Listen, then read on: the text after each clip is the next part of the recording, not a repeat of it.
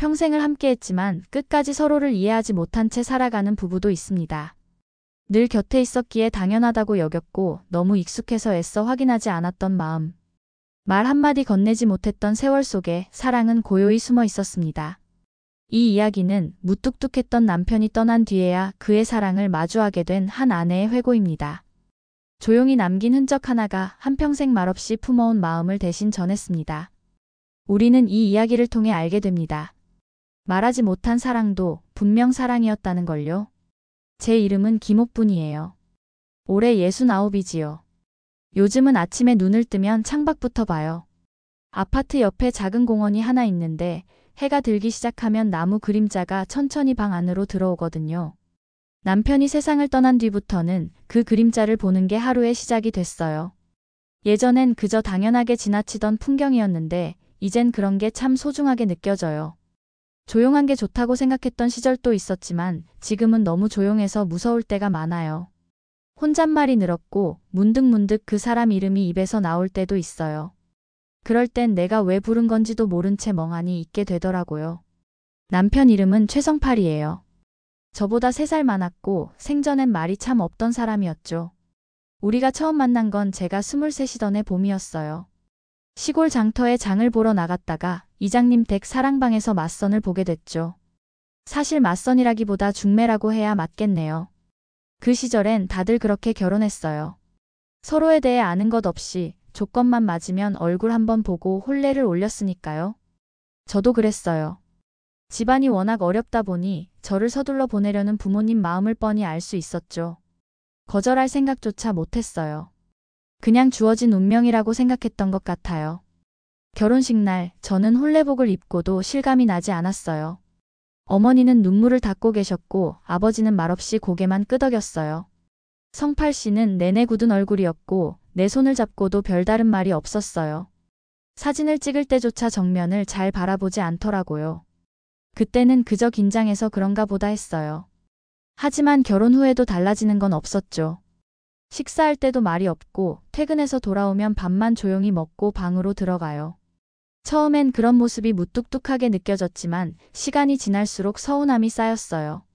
저는 하루 종일 아이들을 돌보고 살림을 하며 지쳤는데 제게 건네는 말은 늘 한두 마디뿐이었거든요. 첫 아이가 태어난 날을 아직도 기억해요. 이틀 넘게 진통하다가 겨우 아이를 낳았는데 남편은 아이를 안아보지도 않았어요. 그냥 병실 문가에 서 있다가 수고했소 하고 말더니 돌아서서 나가더군요. 그 순간 저는 참 많이 울었어요. 아픔 때문이 아니라 그 차가운 뒷모습 때문이었어요. 내 곁에 있어도 함께 있는 느낌이 들지 않았어요. 그렇게 우리 부부는 늘 한 공간에 있었지만 마음은 어딘가 멀리 떨어져 있는 느낌이었어요. 그래도 시간이 흐르니 사람은 다 적응하더라고요. 기대하지 않게 되면 서운함도 줄어요. 아이 둘, 셋이 생기고 살림이 더 팍팍해지면서 저는 남편의 말 한마디에 서운해할 여유조차 없어졌어요. 새벽같이 일어나 밥 짓고 빨래하고 아이들 챙기고 부업으로 봉투 접고 바느질까지 하다 보면 하루가 금방 가버렸어요. 남편은 여전히 말이 없었지만 일은 성실하게 했어요. 어떤 날은 비 맞으며 고구마를 수레에 가득 싣고 오기도 했고 겨울엔 장작을 한가득 쪼개다 손에 굳은 살이 터져 있었죠. 그런 모습을 볼 때마다 묘한 감정이 들었어요. 참 성실한 사람이다. 고맙기도 하다. 하지만 왜 이렇게 말이 없을까? 왜 이렇게 마음을 주지 않을까? 그런 생각이 늘 머릿속에 맴돌았어요. 30해가 지나고 40해가 지나도 그 사람은 여전히 같은 모습이었어요. 무뚝뚝하고 묵묵하고 조용한 사람. 저는 언젠가 그가 달라지길 바랐어요. 어느 날은 밤늦게 혼잣말처럼 이런 말을 내뱉었죠. 우린 왜 이렇게 말이 없을까요? 물론 대답은 없었어요. 하지만 그날따라 남편은 제 등을 한번 토닥이고 지나갔어요. 짧고 어색한 손길이었지만 그게 그 사람의 방식이었는지도 모르겠어요. 그렇게 나이 들어가면서 마음도 조금씩 단단해졌어요. 이제는 원망보단 체념이 컸고 때로는 그런 사람도 나름대로 이유가 있겠지 생각하게 됐어요. 그리고 언젠가부터는 말로 하는 사랑도 중요하지만 말없이 보여주는 사랑도 있다고 스스로를 설득하듯 중얼거리곤 했습니다. 다만 그 말이 진심이었는지 아니면 내 마음을 달래기 위한 자기 위안이었는지는 잘 모르겠어요. 그때까지만 해도 저는 아직 그 사람의 진심을 다 알지 못했거든요. 남편은 정말 말이 없었습니다. 말이 없는 정도가 아니라 감정이 없는 사람처럼 보일 때도 있었죠. 처음엔 저도 그걸 바꾸려고 노력했어요. 일부러 먼저 말을 걸고 소소한 일상을 이야기하면서 분위기를 만들어 보려 했죠. 그런데 대답은 늘 한두 마디, 그것도 대부분은 응이나 그래 정도였어요. 하루는 저녁상에 앉아 일부러 이런 말을 꺼낸 적이 있어요. 오늘은 날이 좀 풀렸네요. 겨울이 길긴 길어요. 남편은 밥을 씹던 입을 멈추지도 않고 그렇지라고 말하더군요. 그걸로 대화는 끝이었어요. 그런 순간들이 반복되다 보니 기대라는 게 점점 줄어들었어요. 처음엔 속상했고, 그 다음엔 서운했고, 나중에는 그냥 무뎌졌죠. 남편이 그런 사람이라는 걸 받아들이는 게 편했어요. 그러지 않으면 매일같이 마음이 다쳐야 했으니까요. 남편과 나눈 가장 긴 대화가 아이들 진학 문제였다는 사실이 떠오르면 씁쓸한 웃음이 나기도 해요. 그나마 그럴 땐 본인의 생각을 비교적 길게 말하긴 했거든요. 얘는 기술 배워서 일찍 돈 버는 게 좋지 않겠어? 공부시킨다고 다 성공하는 거 아니잖소. 말투도 딱딱했고 표현도 거칠었지만 그때는 그게 남편이 가진 최선의 소통 방식이라는 생각이 들었어요. 남편의 말 없음을 참지 못하고 울음을 터뜨린 날도 있었어요. 육아와 살림에 지쳐 한밤중에 혼자 베란다에서 울고 있는데 남편이 담배를 피우러 나왔다가 저를 봤죠. 아무 말도 하지 않고 그대로 뒤돌아 들어가더니 다음날 아침상 위에 우유 2병이 올려져 있었어요. 그 우유가 무슨 의미였는지 저는 지금도 확신하지 못해요. 고생했소라는 말 대신이었을까요? 아니면 그냥 지나가다 생각나서 산 걸까요? 하지만 그때 저는 그 우유를 손에 쥐고 한참을 울었어요. 설명 없는 행동조차도 그 사람에겐 마음을 전하는 방식이었을지도 모르겠다고 생각하니까요. 시간이 흐를수록 저는 점점 더 조용한 사람이 되어갔어요. 목소리를 내는 걸 잊고 살았던 것 같아요. 남편에게서 돌아오는 반응이 거의 없다 보니 말하는 것 자체가 점점 줄었거든요. 그러다 보니 어느 순간 우리 부부 사이에는 일상의 대화조차 거의 사라졌어요. 그저 아침에 다녀오세요. 저녁에 왔어요? 그 두 마디로 하루가 시작되고 끝났죠. 처음엔 외로웠지만 나중엔 그런 삶이 너무나 당연해졌어요. 마치 오래된 가구처럼 조용히 그 자리에 있는 관계랄까요? 그렇게 말없이 함께한 세월이 쌓여갔습니다. 명절이면 아이들이 찾아오고 손주들이 생기고 집안이 북적일 때는 웃음소리도 들렸죠. 하지만 아이들이 떠나고 난 뒤 다시 조용해진 거실에 앉아 있으면 남편은 언제나 TV 앞에 있었고 저는 그 옆에서 뜨개질을 하거나 신문을 뒤적였어요. 따로 말을 하지 않아도 그 시간을 견딜 수 있었던 건 서로에게 익숙해졌기 때문이겠죠. 다정하지는 않았지만 낯설지도 않은 사이. 그것이 우리 부부의 모습이었어요. 남편이 농담을 한 건 결혼하고 30년쯤 지나서였어요. 아이들이 모두 출가하고 둘만 남은 날, 제가 식탁에 앉아 한숨을 쉬며 이젠 우리 둘밖에 없네요 라고 말했을 때였죠. 남편이 조용히 한마디 했어요. 그러니까 이제 싸우지 맙시다. 그게 농담이었는지 진심이었는지는 모르겠어요. 말투는 여전히 무표정했지만 그 말이 나왔다는 사실 자체가 저에겐 놀라웠어요. 저는 그날 그 사람도 조금은 변할 수 있다는 희망을 가졌어요. 아주 조금이지만 마음을 보여주려는 노력이 느껴졌거든요. 하지만 그렇게 조금씩 가까워지려던 찰나 남편의 건강이 나빠지기 시작했어요. 처음엔 기침이 길어졌고 그 다음엔 자꾸 몸이 피곤하다고 했죠. 병원에 가보자고 말했지만 그는 고개를 저었어요. 괜찮아. 나이 들어서 그래. 늘 그랬듯 본인의 상태에 대해 말하지 않았고 저는 그게 더 불안했어요. 결국 병원에 끌고 가듯 데려간 날 진단은 폐암 말기였어요. 너무 늦은 시점이었죠. 그 소식을 들었을 때 저는 아무 말도 할 수 없었어요. 눈물이 나는 것도 아니고 화가 나는 것도 아니었어요. 그저 멍했어요. 왜냐면 그 순간이 오기 전까지도 저는 남편이 나 없이 오래오래 살 거라고 믿고 있었거든요. 말은 없었지만 그는 늘 강해 보였으니까요. 그런데 그 강한 사람이 이제 곧 제 곁을 떠날 거라는 사실이 믿기지 않았어요. 그리고 그 순간 이상하게도 그 사람의 침묵이 너무나 원망스러웠어요. 아프면서도 말하지 않았고 힘들면서도 내게 기대지 않았던 그 사람이 이제는 말할 시간조차 남지 않았다는 사실이 너무나 아프게 다가왔습니다. 남편은 진단을 받고 겨우 3달을 더 살았어요. 병세는 생각보다 빨리 나빠졌고 입원도 길지 않았습니다. 결국은 집에서 내가 늘 밥을 차려주던 그 작은 방에서 조용히 눈을 감았어요. 마지막 순간까지 그 사람은 평소와 다르지 않았습니다. 신음소리도 크게 내지 않았고 살겠다고 몸부림도 치지 않았어요. 그저 가만히 누워 있었고 아주 오래 잠들 듯 그렇게 세상을 떠났습니다. 마지막 순간에도 제 이름을 부르거나 손을 잡아주는 일은 없었지만 저는 이미 마음속으로 인사를 나눈 상태였어요. 말은 없었지만 그 침묵 안에 무언가 있었습니다. 그리고 그 무언가가 그 사람의 방식이었던 것 같아요.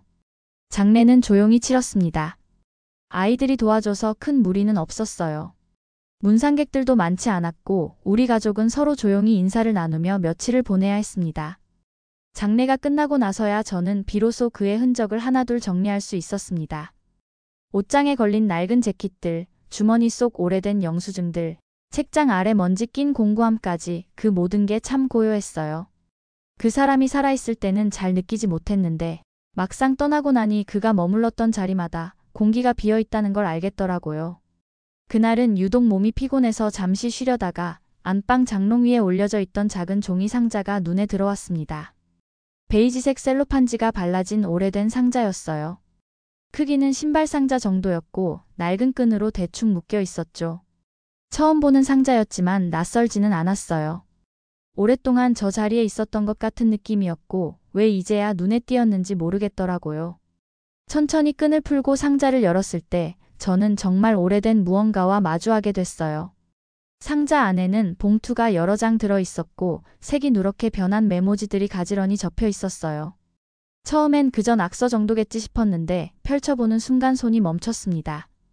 옥분에게라고 적힌 글씨가 눈에 들어왔거든요. 그 필체는 분명 남편이 것이었어요. 글자를 잘 못 쓰는 사람 특유의 뻣뻣한 글씨, 획이 삐뚤고 얇은 종이에 눌러쓴 흔적까지도 너무나 선명했어요. 한참을 들여다보다가 천천히 읽어내려갔습니다. 오늘은 당신이 병원에서 아이를 낳던 날. 나는 아무 말도 못했지만 사실은 문 앞에서 눈물이 나려 했다. 당신이 너무 고생하는 게 보여서. 근데 내가 울면 안 될 것 같아서 그냥 돌아섰다. 그 문장을 읽는 순간 심장이 쿵 하고 내려앉았어요. 그날의 기억이 떠올랐어요. 아이를 안고 병원 복도를 바라보던 그날 남편은 문가에 서 있다가 말없이 떠났고 저는 그 뒷모습을 보며 외로움에 울었죠. 그런데 그 사람이 울 뻔했다고요? 그 말을 왜 그땐 하지 않았을까요? 왜 나는 그 마음을 알 수 없었을까요? 손에 쥔 종이가 부르르 떨렸고 가슴 속에서 무언가가 천천히 부서져 내리는 것 같았습니다. 상자 안에는 그런 메모들이 제법 많았어요. 대부분은 날짜가 적혀 있었고 그 아래 짧은 글들이 적혀 있었죠. 오늘 당신이 다리를 절더라. 힘든 줄도 모르고 부업까지 한다고. 말은 못했지만 늘 미안하다. 오늘 생일인데 아무 말도 못했다. 미역국 맛있었다. 아이들한테는 내가 나쁜 아빠 같을까 걱정된다. 당신이 아이들 편이 되어줘서 고맙다. 저는 그 종이들을 한 장 또 한 장 꺼내 읽으며 눈물을 흘렸습니다. 말없이 살던 사람의 마음이 그 조용한 글 안에 너무나 또렷하게 담겨 있었어요. 삶이 고단하고 표현이 서툴렀을 뿐 그 사람은 늘 저를 보고 있었고 제 마음을 느끼고 있었고 미안해하고 고마워하고 있었더라고요. 다만 그걸 말로 하지 못했을 뿐이었어요. 왜 말하지 않았냐고요? 저도 그걸 묻고 싶었어요. 하지만 메모지 맨 아래에 적힌 짧은 문장을 보는 순간 제 모든 질문은 조용히 멈춰버렸어요. 나는 말이 많지 않아. 그래서 마음을 쓰는 법을 택했다. 그 문장을 읽고 나서야 알았어요. 그 사람은 사랑을 몰라서 표현하지 못한 게 아니라 사랑하는 방식이 말이 아니라 행동이었던 거예요. 서툴고 무뚝뚝했지만 그 안에는 누구보다 진심 어린 마음이 있었던 거죠. 상자를 덮으며 저는 한참을 멍하니 앉아 있었습니다. 그렇게 많은 날들이 그 안에 담겨 있었고 저는 그동안 전혀 모르고 살아왔다는 사실이 너무나 미안했어요. 남편의 사랑을 몰라준 아내로서 저는 참 부족했던 사람이었구나 싶었죠. 하지만 동시에 그 사람이 그 사랑을 표현할 수 있는 유일한 방식으로 이렇게라도 남겨줬다는 게 고맙기도 했어요. 그리고 문득 이런 생각이 들었어요. 그 사람은 마지막까지 나를 떠나기 전에 꼭 이걸 내가 보게 될 거라 믿었구나. 그 마음을 전하고 싶었구나. 그래서 상자 하나를 조용히 장롱 위에 올려뒀던 게 아닐까 하고요. 작은 상자 하나로 저는 그 사람의 속마음을 처음 알게 됐어요. 말없이 흘려보냈던 날들 속에 그 사람이 나를 얼마나 아끼고 있었는지를 이제서야 깨달은 거죠. 상자 안의 메모들은 짧고 서툰 문장뿐이었지만 그 속에는 말로 다 하지 못한 마음들이 고스란히 담겨 있었어요. 사랑해란 말은 단 한 번도 없었지만 그보다 더 절실한 마음들이 거기에 있었어요. 그날 이후로 저는 그 상자를 자주 꺼내보게 됐어요. 마치 그 사람과 다시 대화하는 기분이 들었거든요. 고요한 방 안에서 한 장 한 장 펼쳐보며 그 사람의 생각을 따라가다 보면 문득문득 마음이 따뜻해지기도 하고 눈물이 고이기도 했죠. 그렇게 저는 그 사람이 생전에 보여줬던 행동 하나하나를 다시 떠올려 보게 됐어요. 예전엔 별것 아닌 줄 알았던 일들이 새롭게 느껴졌어요. 감기에 걸려 끙끙 앓고 있을 때 말없이 손수건을 적셔 이마에 얹어주던 손길. 명절 아침 아무도 시키지 않았는데 무거운 쓰레기 봉투를 들고 나가던 뒷모습. 여름날 마당에 널어둔 이불을 갑자기 내리치는 소나기 앞에서 급히 안으로 들여오던 그의 움직임. 그 모든 것이 이제 와서야 사랑이었다는 걸 알게 됐어요. 그 사람은 표현에는 정말 서툴렀어요. 사람 많은 자리에서는 거의 말을 하지 않았고 누군가 칭찬을 해도 멋쩍은 미소만 짓고 넘겼어요. 아이들 생일도 늘 조용히 지나갔고 결혼기념일 같은 건 기억조차 하지 못했죠.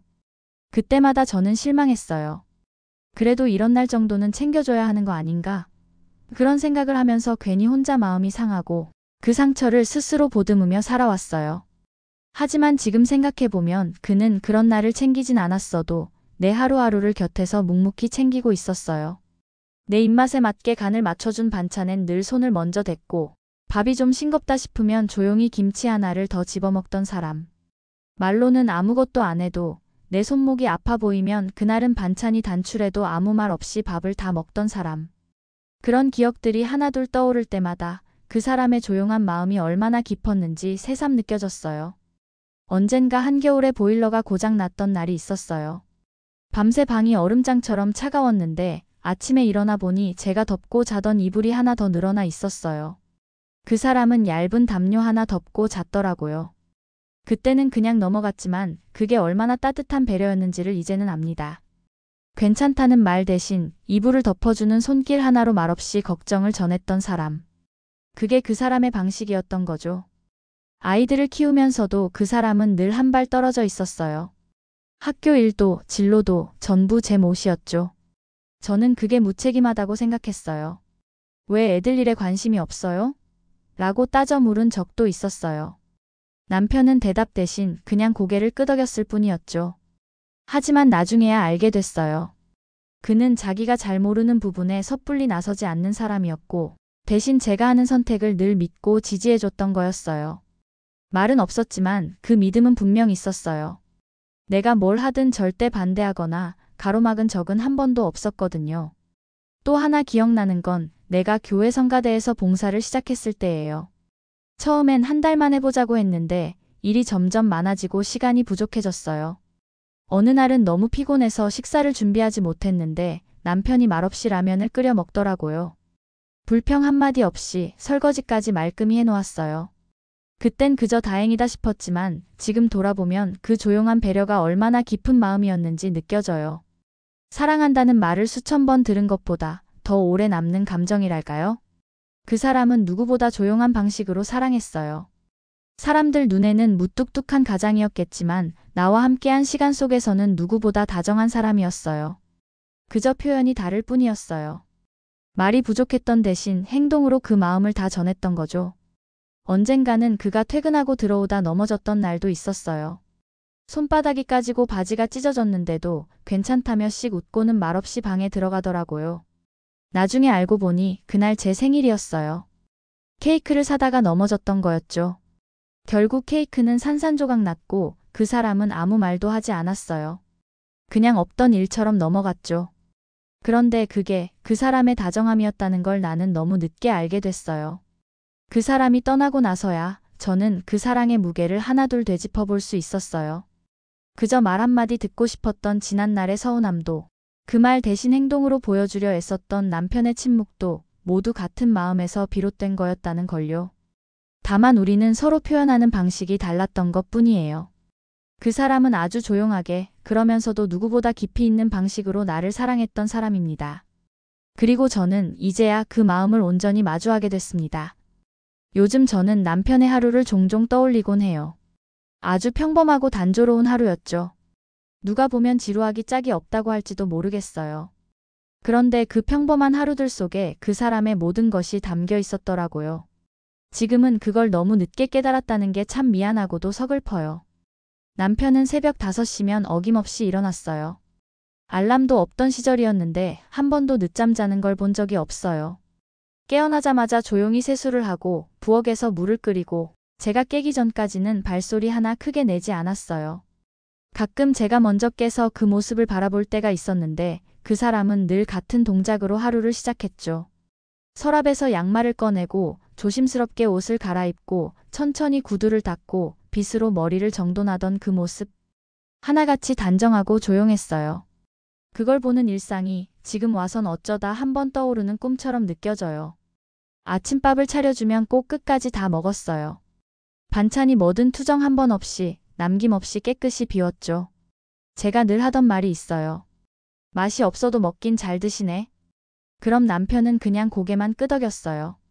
대답은 없었지만 그게 그 사람식의 맛있다였던 거겠죠. 밥을 먹고 나면 조용히 일어나 외투를 챙겼고 날씨가 추운 날엔 장갑을 찾지 않고 그냥 손을 비벼가며 나섰어요.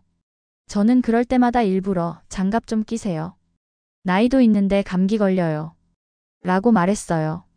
남편은 여전히 대꾸는 없었지만 그 다음 날부터는 꼭 장갑을 끼고 나갔죠. 그게 다였어요. 별다른 말이 없어도 작은 반응 하나에 저는 하루 종일 마음이 풀리기도 했죠. 그 사람이 다니던 일터는 시 외곽의 작은 자재 창고였어요. 허드렛일부터 격리 보조까지 뭐든 닥치는 대로 하는 자리였죠. 돈이 많지는 않았지만 월급은 제 날짜에 꼬박꼬박 들어왔고 단 한 번도 일에 대해 불평을 하는 걸 들어본 적이 없어요. 이 나이에 무슨 고생이냐는 말도 없었고 몸이 아파도 쉰다는 말은 입 밖에 낸 적이 없었어요. 매일 비슷한 시간에 나가고 비슷한 시간에 돌아오고 돌아오면 씻고 밥 먹고 방으로 들어가 신문을 보거나 눈을 감고 조용히 누워 있었어요. 하루하루가 그렇게 흘러갔어요. 정말 별다를 것 없는 아무런 변화도 없는 하루들이었죠. 그런데 지금 와서 생각해보면 그 일상들이야말로 그 사람이 살아가는 방식이었어요. 성실하게, 조용하게, 묵묵히. 누구의 인정을 받으려 하지도 않고 누구에게 내세우려 하지도 않고 그저 자기 몫을 해내는 것으로 하루를 채웠던 사람이었어요.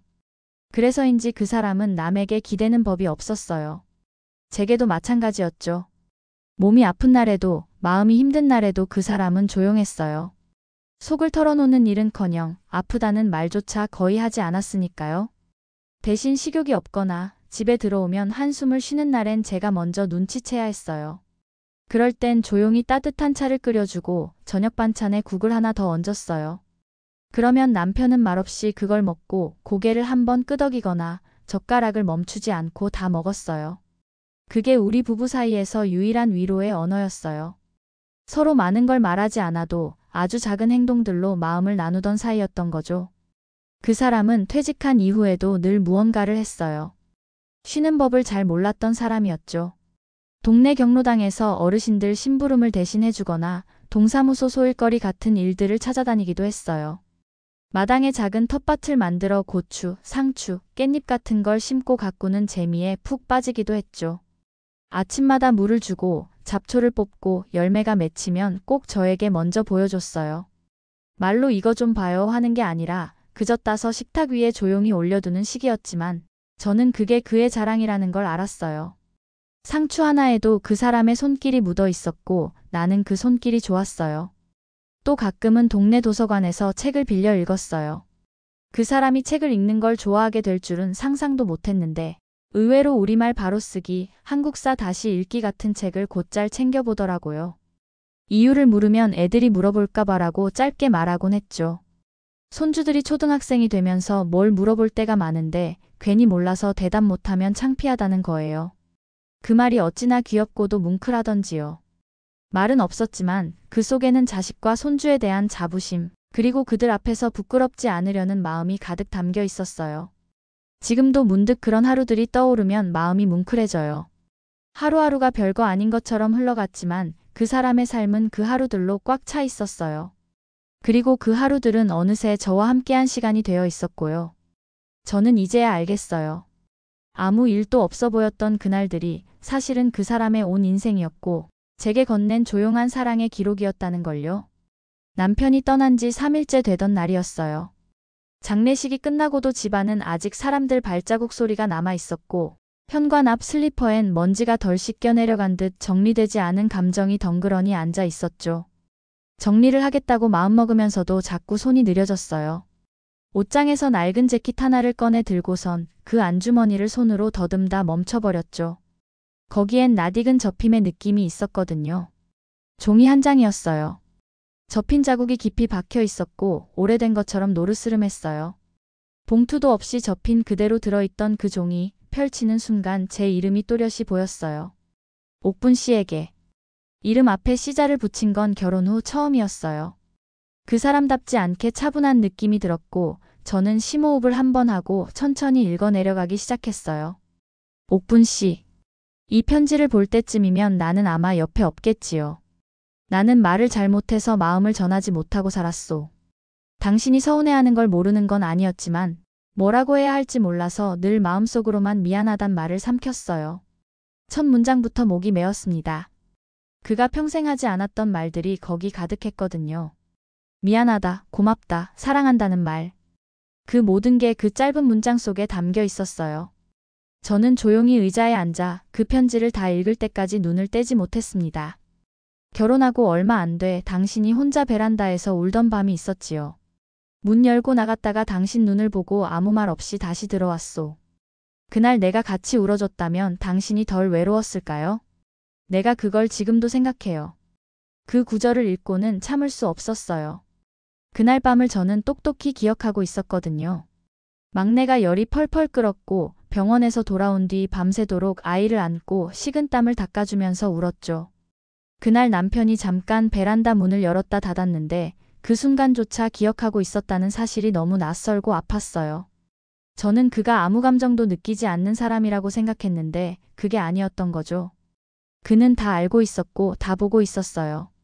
다만 말하지 않았을 뿐이었어요. 내가 표현을 못해서 당신이 내 마음을 모를까봐 늘 걱정했소.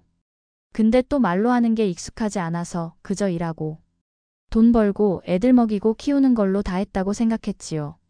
그게 내 사랑이었소. 그게 내 사랑이었소. 그 문장이 마음 깊은 곳을 꿰뚫고 지나갔어요. 그 사람은 평생 그 사랑을 말 대신 행동으로 보여주고 있었던 거예요. 이불을 덮어주고 말없이 반찬을 다 먹고 텃밭에서 고추를 따다 식탁에 올려놓고 그런 평범한 순간들이 전부 사랑이었다고 말해주고 있었어요. 당신이 잘 웃어서 내가 좋아했소. 당신은 모르겠지만 내가 제일 좋아하던 순간은 당신이 밥 먹다가 웃는 얼굴이었소. 피곤한 날도 당신 웃음 보면 괜찮았어요. 그 구절을 읽고 저는 고개를 들 수가 없었어요. 저는 그 사람 앞에서 잘 웃지 않았어요. 무뚝뚝한 남편 앞에서 무슨 재미가 있다고 웃냐며 혼자 속으로 삐져있던 시간이 훨씬 많았으니까요. 그런데 그 사람은 그런 순간을 제일 좋아했대요. 그 사람이 나를 바라보고 있었다는 사실, 그 웃음을 기억하고 있었다는 사실이 그제야 뼈에 사무치게 다가왔어요. 먼저 가게 되면 미안하오. 당신 혼자 두고 가는 게 마음에 걸리지만 당신은 강한 사람이니까 잘 지낼 거라고 믿어요. 너무 울지 말고 밥 잘 챙겨 먹고 아이들한테는 내 욕 좀 줄여서 전해줘요. 당신 덕분에 나는 잘 살았소. 정말이요. 그 마지막 문장은 마치 마지막 인사 같았어요. 당신 덕분에 나는 잘 살았소. 그 말 한마디에 모든 게 담겨 있었죠. 그 말이 듣고 싶어서 저는 수십 년을 마음속으로 기다렸던 것 같아요. 당신 덕분에라는 말. 지금까지의 내 삶이 누군가에겐 고마운 것이었다는 확인. 그 말을 이제야 듣게 되었어요. 너무 늦게, 너무 조용하게. 편지를 다 읽고 나서 저는 오래도록 가만히 앉아 있었어요. 눈물이 나기도 했지만 그보단 가슴 깊은 곳이 먹먹해졌어요. 그 사람은 세상을 떠났지만 그 편지 한 장이 저를 꼭 안아주는 것 같았어요. 그 따뜻한 글씨 하나하나가 내 손등을 쓰다듬는 것 같았고 고생했소라는 말이 내 등 뒤에서 속삭여지는 것 같았어요.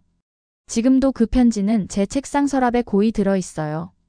가끔 생각이 많아지는 날이면 그걸 꺼내서 다시 읽어봅니다. 읽을 때마다 마음 한구석이 따뜻해지고 세월이 아무리 흘러도 그 사람과 나눈 마음이 지금도 살아있는 것 같은 기분이 들어요. 그 편지 한 장은 제게 아주 긴 시간을 건너온 마음의 기록이었고 말없이 서로를 지나쳐왔던 시간에 대한 늦은 위로였고 이별을 준비하는 사람의 마지막 사랑이었습니다.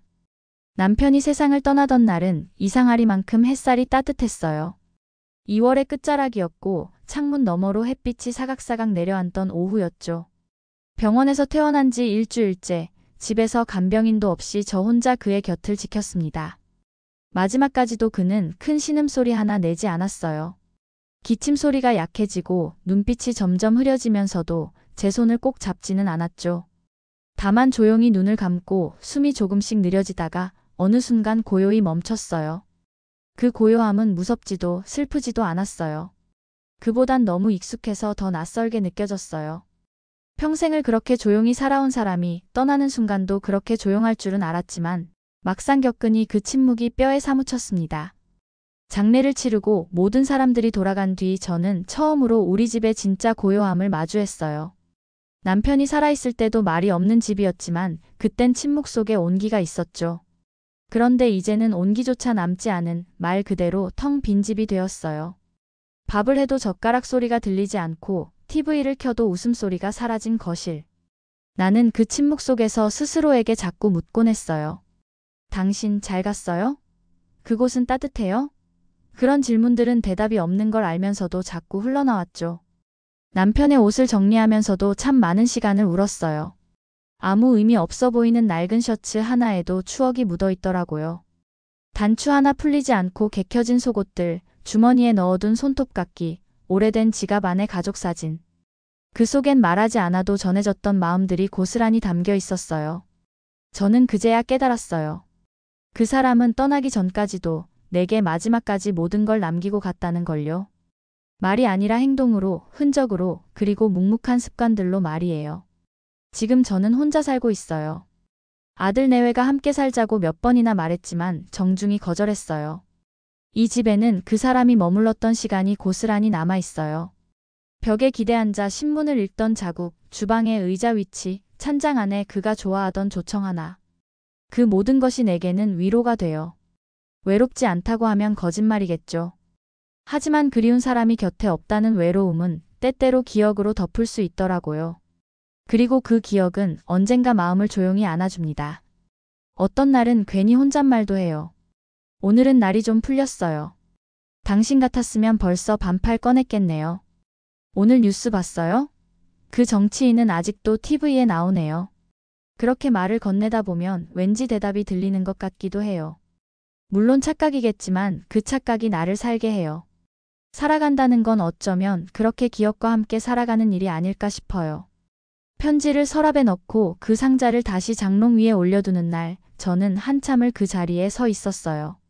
남편이 그 상자를 왜 굳이 눈에 띄지 않는 곳에, 그러나 제가 언젠가는 꼭 꺼내보게 될 위치에 두었는지를 생각했죠.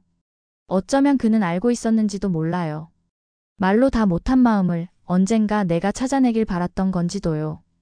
그렇게 오랜 세월이 지나고 나서야 나는 그 마음을 만났어요. 너무 늦지 않게 다행히도 남겨진 흔적을 통해서라도. 사람은 참 이상한 존재예요.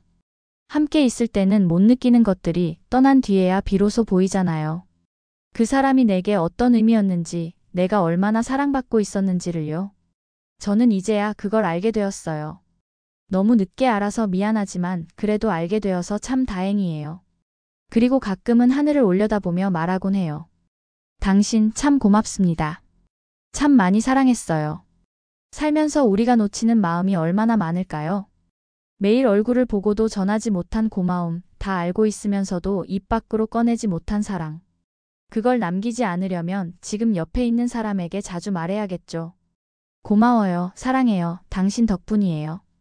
그런 말들이 쌓이고 쌓여 나중에 떠난 자리를 따뜻하게 만들어주니까요. 지금도 저는 매일 아침 창밖으로 비치는 햇살을 바라보며 그 사람을 떠올립니다. 차가운 창틀 위로 떨어지는 햇빛이 따뜻하게 느껴질 때마다 마치 그 사람이 다시 다녀간 것처럼 마음이 차분해져요. 그게 아마 사랑이 남긴 온기겠죠. 가까이 있었기에 더 말하지 못했던 마음들이 있습니다. 서툴게 흘러간 시간 속에서도 그 사람은 늘 같은 자리에서 조용히 사랑하고 있었던 건지도 모르겠습니다. 우리는 종종 떠난 뒤에야 그 마음을 알아차리곤 하죠. 하지만 너무 늦기 전에 지금 곁에 있는 사람에게 따뜻한 말 한마디 건네보는 건 어떨까요? 오늘도 당신 곁에 누군가가 아무 말 없이 당신을 사랑하고 있을지 모릅니다. 오늘 전해드린 이야기가 마음에 닿으셨다면 좋아요와 구독, 알림 설정으로 함께 해주세요. 당신의 공감이 또 다른 감동을 만듭니다. 감사합니다.